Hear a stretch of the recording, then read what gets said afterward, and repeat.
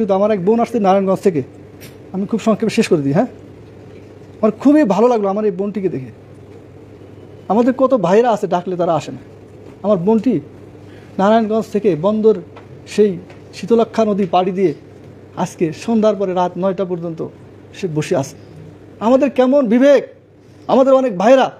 আমি সেদিন গণসংযোগে এসে খুবই মর্মাহত হয়েছিলাম যে কী অবস্থা, একটা দপ্তরে 100 লোক অন্তত আসবে না, 5-6 জন লোক আসতেছে, তাও কোনো ক্লাসিফাইড লোক না। আমি খুবই সেদিন বেদনা ভিতরে একটা হৃদয় নিয়ে ফিরে গিয়েছিলাম, কিন্তু প্রকাশ করি না আমার এই ভাইটির জন্য, তো মনে কষ্ট পাবে এই জন্য। দাবি চান কীভাবে আপনারা?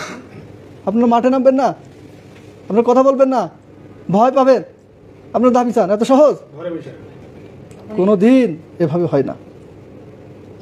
কোনো প্রস্তুতি ছাড়াই তখন ডেকেছিলাম, এখন আমি ডাকলে সচিবালয়ের কর্মচারীরা দেন দেয়ার মাঠে নেমে আসে, কোনো ইস্যু ছাড়া। ইস্যু ছাড়া যদি শুধু বলি যে আজকে চা খাবো, তো আমি একটা ক্যান্টিনের লোক আমি ধরাইতে পারি না।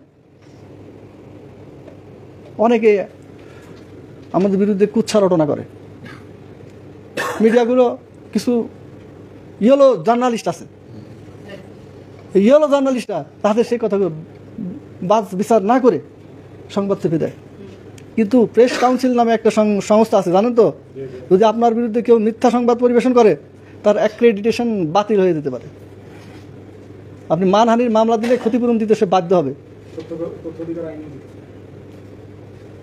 কোনো বিষয় বাদ বিচার না করে একটা মিথ্যা সংবাদ ছড়িয়ে দেওয়া, পরিবেশন করা, এটা কুরসির শামিল, এটা মানুষের মান মর্যাদায় আঘাতের শামিল।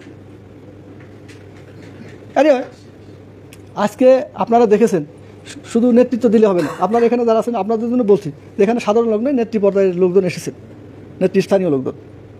এনবিআরেও কিন্তু তারা আন্দোলন করেছে। আন্দোলনের ফল কি দেখতেছেন তো?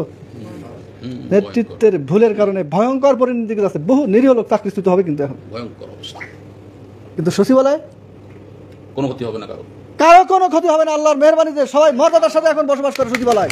নেতৃত্ব সঠিক ছিল। আমি সিকোয়েন্স ঠিক রেখেছি।